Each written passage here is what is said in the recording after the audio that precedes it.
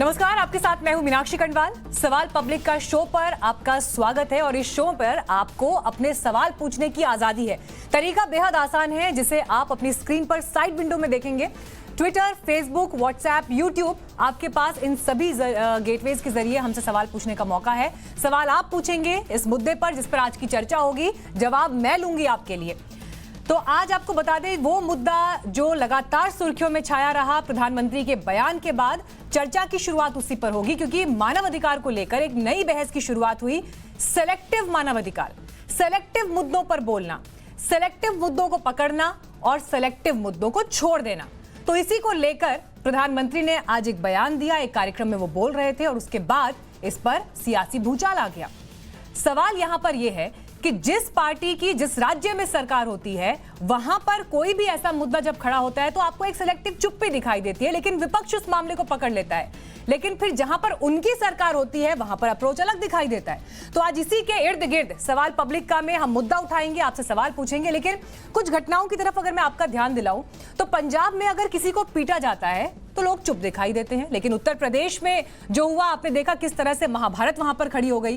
राजस्थान में अगर कुछ हो जाए तो मुंह सिल जाते हैं, लेकिन एमपी में अगर कुछ हो जाता है तो उस पर हंगामे की सूरत आपको बयानों में भी दिखाई देती है, जमीन पर भी दिखाई देती है। राजस्थान में जब दलित को पीटा गया तो घोर चुप्पी, लेकिन लखीमपुर में जो कुछ हुआ उस पर हंगामा।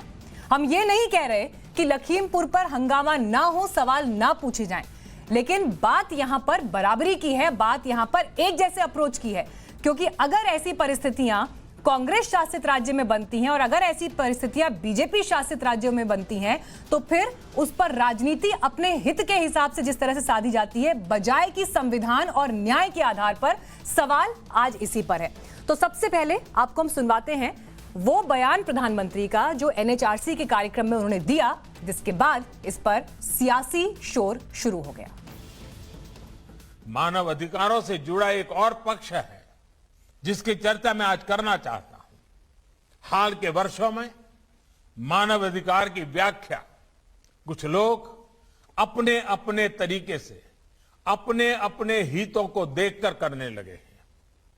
एक ही प्रकार की किसी घटना में कुछ लोगों को मानव अधिकार का हनन दिखता है और वैसी ही किसी दूसरी घटना में इन्हीं लोगों को मानव अधिकार का हनन नहीं दिखता। इस प्रकार की मानसिकता भी मानव अधिकार को बहुत ज्यादा नुकसान पहुंचाती है। मानव अधिकार का बहुत ज्यादा हनन तब होता है जब उसे राजनीतिक रंग से देखा जाता है, राजनीतिक चश्मे से देखा जाता है, राजनीतिक नफा नुकसान के तराजू से तोला जाता है। इस तरह का सिलेक्टिव व्यवहार लोकतंत्र के लिए भी उतना ही नुकसानदायक है। हम देखते हैं कि ऐसे ही सिलेक्टिव व्यवहार करते हुए कुछ लोग मानव अधिकारों के हनन के नाम पर देश की छवि को भी नुकसान पहुंचाने का प्रयास करते हैं। ऐसे लोगों से भी देश को सतर्क रहना है।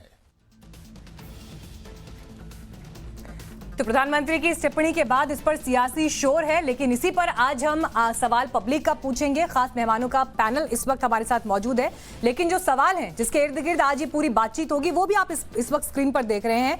आखिर किसी भी अपराध पर तेरा स्टेट और मेरा स्टेट जैसी परिस्थिति क्यों बने, संविधान और न्याय का आधार उसमें क्यों ना हो, मानव अधिकार पर प्रधानमंत्री मोदी के बयान से आखिर खलबली क्यों है, और तीसरा बड़ा सवाल, आतंकवादी मरे तो ह्यूमन राइट्स की वकालत करने वाले लोग आपको जमीन पर दिखाई देते हैं, लेकिन देश के जवान जब सर्वोच्च बलिदान दे देते हैं उसी आतंकवाद से लड़ते हुए, तो ऐसे समय पर सबको सांप क्यों सूंघ जाता है, सब चुप क्यों हो जाते हैं। तो खास मेहमान जो आज चर्चा में जुड़ रहे हैं, सबसे पहले आपका परिचय उनसे करा दें।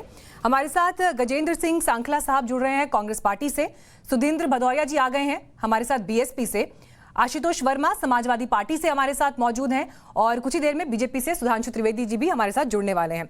शुरुआत में यहां पर आशुतोष वर्मा जी आपके साथ कर रही हूं। अगर प्रधानमंत्री मानव अधिकार को लेकर एक बयान दे रहे हैं, इस बयान पर किसी को भी आपत्ति क्यों है? नहीं, इस पे किसी की कोई आपत्ति होनी भी नहीं चाहिए। मुझे लगता है कि देश के प्रधानमंत्री हैं, लेकिन देश के प्रधानमंत्री अगर एनएचआरसी या ह्यूमन राइट्स की बात करते हैं तो ह्यूमन राइट्स की बात हर तरफ से होनी चाहिए। जब वो किसान मारे जा रहे थे या वो किसान अगर वो जनता कर रहे थे तो भी होनी चाहिए थी। आज इस देश में अगर आप सिलेक्टिव ह्यूमन राइट्स की बात करेंगे तो वो पंजाब में भी देखा जाएगा, वो कश्मीर में भी देखा जाएगा, वो लखीमपुर में भी देखा जाएगा, वो बंगाल में भी देखा जाएगा।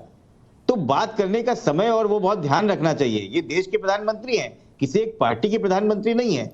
और हम हर बार कहते हैं आप बिल्कुल सही कह रहे हैं आशुतोष जी, बिल्कुल सही कह रहे हैं आप। लेकिन आशुतोष जी, सवाल तो इसी बात पर है ना कि अगर प्रधानमंत्री ने एनएचआरसी के एक कार्यक्रम में मानवाधिकार को लेकर बयान दिया और कहा कि राजनीतिक हितों के साथ अगर मानवाधिकारों की बात होगी तो लोकतंत्र कमजोर होगा, तो आप भी विपक्ष के नेता होने के नाते इसे बड़े चश्मे से, बड़ी तस्वीर के रूप में क्यों नहीं देखते?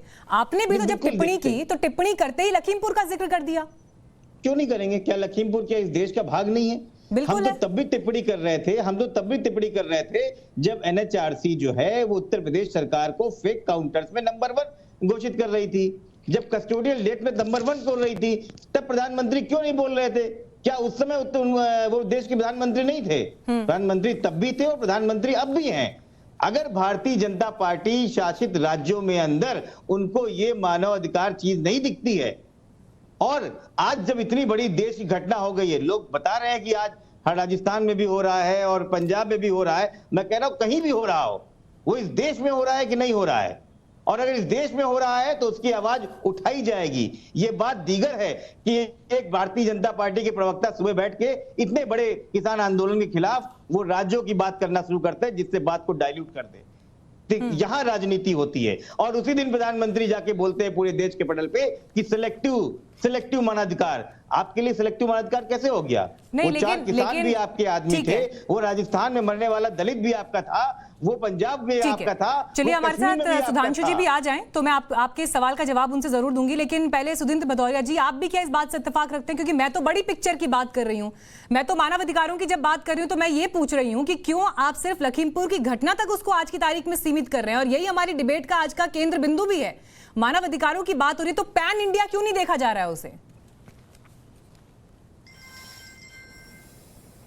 देखिए, अगर दमन होगा और लोगों के साथ जुल्म अत्याचार होगा, शोषण होगा, तो ये हमारा दृष्टिकोण ये है कि हम राष्ट्रीय स्तर पर भारत में कहीं पे भी कुछ हो उसका हम प्रतिरोध करते हैं और हमेशा किया है हमने।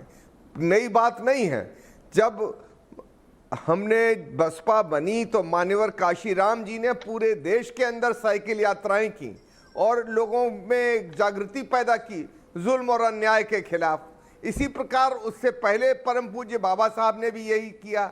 मैं ये कहना चाहता हूं, वर्तमान में कांग्रेस पार्टी की और साथ ही साथ भारतीय जनता पार्टी की, क्योंकि हमारा संघीय ढांचा है, बहुत सारे प्रांतों में सरकारें चल रही हैं और अभी अगर संदर्भ बनेगा लखीमपुर का, लखीमपुर में गृह मंत्री हैं, गृह मंत्री के बेटे पूरे देश ने देखा है, तमाम सोशल मीडिया में वो क्लिप्स चले हैं, उनको लोगों ने देखा है किस प्रकार से, और उनके साथ जो बैठे हुए थे वो खुद बयान दे चुके हैं कि भाई वो गाड़ी में थे, हम पीछे बैठे हुए थे और गाड़ी कुचलते हुए चली गई। ठीक है, तो मानवाधिकार, सुधींद्र जी आपके, चलिए आपके सारे बिंदु सही, ठीक है सुधींद्र जी, लखीमपुर के लिए आप इंसाफ मांग रहे हैं, नहीं ठीक है, आपके सारे बिंदु सही, सुनिए सुधींद्र जी, आपके सारे बिंदु सही। लखीमपुर के लिए जब आप इंसाफ की बात कर रहे हैं, ठीक है इंसाफ होना चाहिए, जो सवाल आपने उठाए वो सवाल जायज, लेकिन जब कांग्रेस पार्टी और जब महाराष्ट्र की अघाड़ी सरकार महाराष्ट्र बंद कर देती है लखीमपुर की घटना के लिए,